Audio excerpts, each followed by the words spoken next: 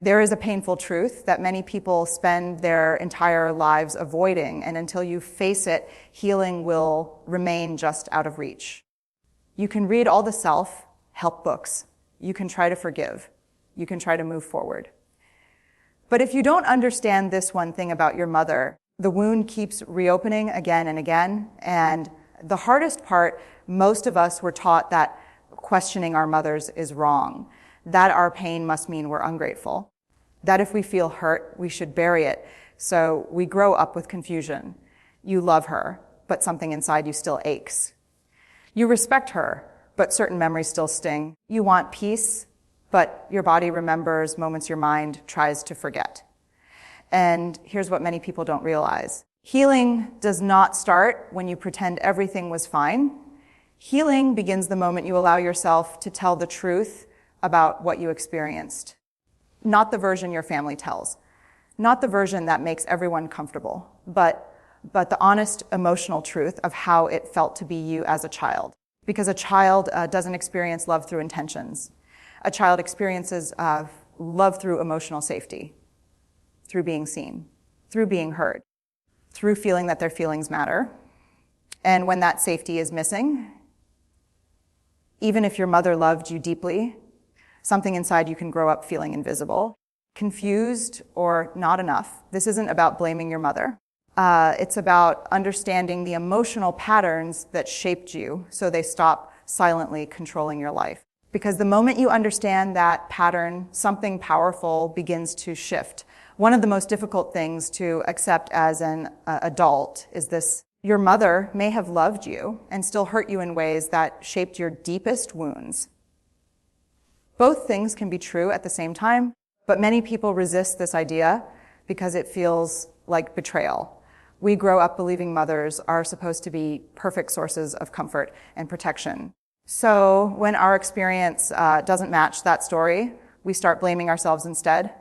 We think maybe I was too sensitive, maybe I expected too much, maybe I'm the problem. And this belief becomes a quiet voice that follows you into adulthood. You start over explaining yourself. You apologize even when you did nothing wrong. You constantly try to prove that you are worthy of love. But here is the truth most people are never told. Children are emotional mirrors. They absorb the tone, the stress, the silence, the criticism, the warmth, and the distance of the person raising them. Not intellectually, but emotionally. If your mother was overwhelmed, distant, critical, unpredictable, or emotionally unavailable, your nervous system learned something very specific about love. It learned that love might come with anxiety, tension, or uncertainty. And that lesson doesn't disappear when you become an adult. It follows you into friendships, into romantic relationships, into the way you talk to yourself when you make mistakes.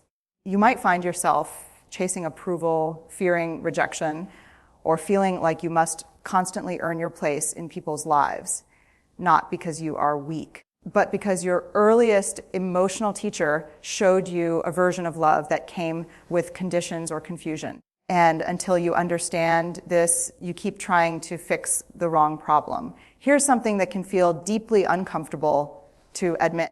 Many of the struggles you face today are not just about your present life. They are echoes of emotional lessons you learned from your mother long before you had the words to understand them. Because childhood isn't just a period of time.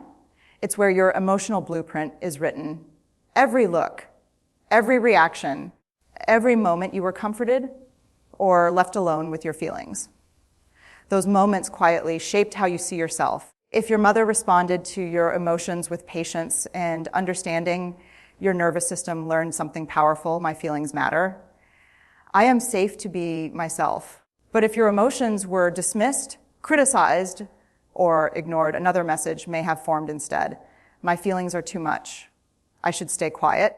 Love disappears when I show my true self. And so many adults walk through life carrying this invisible script without realizing it. You might notice it in the way you hesitate before expressing your needs, in the way you fear disappointing others, in the way you silence your own pain just to keep peace. These patterns didn't appear out of nowhere. They were learned in an environment where your emotional survival depended on adapting. Children are incredibly intelligent that way. They figure out what version of themselves will receive the most acceptance, and they become that version. But here's the cost. When a child has to reshape themselves to feel loved, they often grow into an adult who struggles to know who they really are. That confusion, that quiet feeling of being disconnected from yourself, is often the hidden wound people spend years trying to understand. And the moment you recognize where that pattern began, you begin taking back your emotional power. One of the most painful realizations in the healing journey is this: your mother's behavior toward you was often never really about you. It was about her own wounds, her own fears, her own unresolved pain, her own emotional limitations. But when you're a child, you don't have the ability to see that. A child doesn't think, my mother is overwhelmed and carrying trauma. A child thinks something much simpler and much more heartbreaking: something must be wrong with me. So if your mother was distant, you may have learned to chase affection. If she was critical, you may have learned to chase perfection. If she was unpredictable, you may have learned to walk on eggshells, constantly scanning the room for emotional danger. Children are incredibly adaptive. They will twist themselves into impossible shapes just to keep the connection with the person they depend on, because losing that connection feels like losing safety itself. So you adjust, you become the quiet one, or the responsible one, or the people pleaser, or the invisible one, not because that was your true personality, but because it felt like the safest way to survive emotionally. And here's the heartbreaking part. Many adults carry those survival strategies decades later, long after the environment that created them is gone. You might still feel responsible for other people's emotions. You might still fear conflict as if it threatens your safety. You might still believe love must be earned through sacrifice.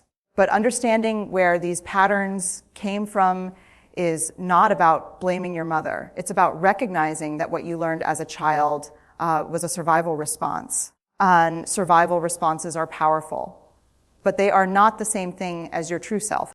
One of the deepest wounds a person can carry is not physical neglect, it's emotional invisibility. And many people who struggle in adulthood don't realize how deeply this shaped them.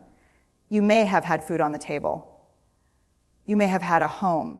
Your mother may have done everything she believed a good parent should do, but emotionally, you might have felt unseen, because being cared for physically is not the same as being understood emotionally.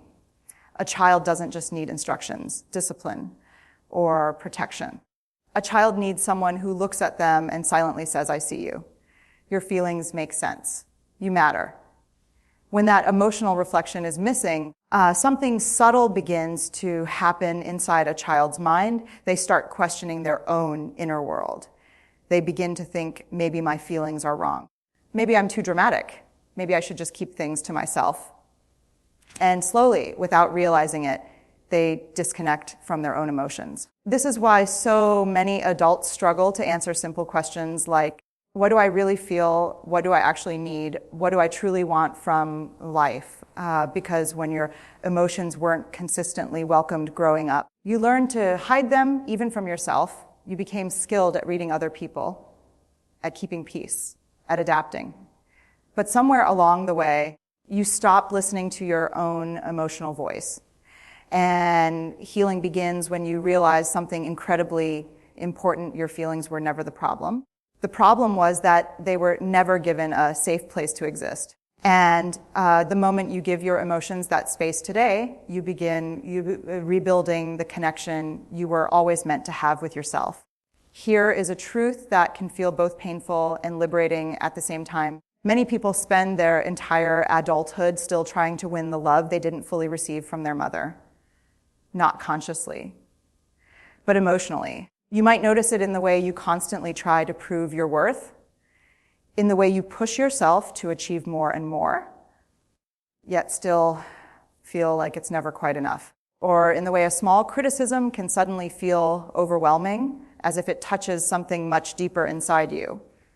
That reaction isn't random. It's often the echo of a younger version of you who was still hoping for something very simple: approval, validation. emotional safety. Children naturally want to feel proud in their mother's eyes. It's one of the earliest emotional mirrors we ever experience. When that mirror reflects warmth, acceptance, and encouragement, a child grows up believing something powerful, I am enough as I am. But when that mirror reflects constant criticism, comparison, emotional distance, or impossible expectations, a very different belief can take root. I must become better before I deserve love.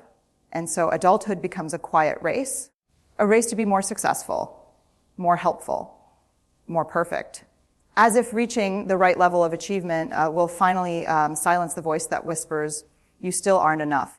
But here's the truth that changes everything. No amount of external success can heal a wound that was created by emotional disconnection. That healing only begins when you stop chasing approval and start giving yourself the compassion you were once searching for outside of you. Because the love you were trying to earn is the love you now have the power to give yourself. One of the most difficult steps in healing is realizing this. Your mother may never become the person you needed her to be. That realization can feel like grief, because deep inside many adults is still a quiet hope, a hope that one day their mother will finally understand them, finally apologize, finally show the warmth they always longed for. We carry that hope for years, sometimes for decades. We imagine a conversation where everything is acknowledged, where the pain is recognized, where the love we needed is finally expressed. But healing begins when you understand something incredibly important. Waiting for that moment can keep you emotionally stuck. Not because your desire for understanding is wrong, but because your healing cannot depend on someone else's awareness, growth, or willingness to change. Some mothers are capable of reflection and repair, but some simply are not. Not because you didn't explain well enough, not because you didn't try hard enough, but because emotional awareness requires something many people were never taught themselves. And when you continue waiting for someone to finally give you what they cannot give, you unknowingly keep your emotional freedom in their hands. True healing begins when that power shifts. When you stop trying to change the past, stop trying to earn understanding, stop trying to rewrite someone else's emotional capacity. And instead, you begin giving yourself something far more powerful: permission to acknowledge your experience. Permission to feel what was never safe to feel before. Because healing doesn't begin when someone else finally understands your pain. Healing begins when you allow your pain to be real. There is a moment in the healing journey that changes everything. It's the moment you stop asking, why wasn't I enough for my mother, and start asking a completely different question. What did I need that I never received? That shift may seem small, but emotionally it is enormous, because the first question keeps the blame on you. It assumes there was something missing in you, something flawed, something unworthy. But the second question opens the door to truth. It allows you to see your childhood through the eyes of compassion rather than self-judgment. Maybe what you needed was comfort when you were scared. Maybe you needed encouragement instead of criticism. Maybe you needed someone to sit with your emotions instead of dismissing them. Maybe you simply needed to feel safe being your authentic self without fear of rejection. Every child has emotional needs. Not excessive needs, not unreasonable needs. Human needs. And when those needs are not consistently met, the child adapts the only way they know how. They become tougher than they should have to be. They become quieter than they want to be. Or they become hyper responsible for everyone around them.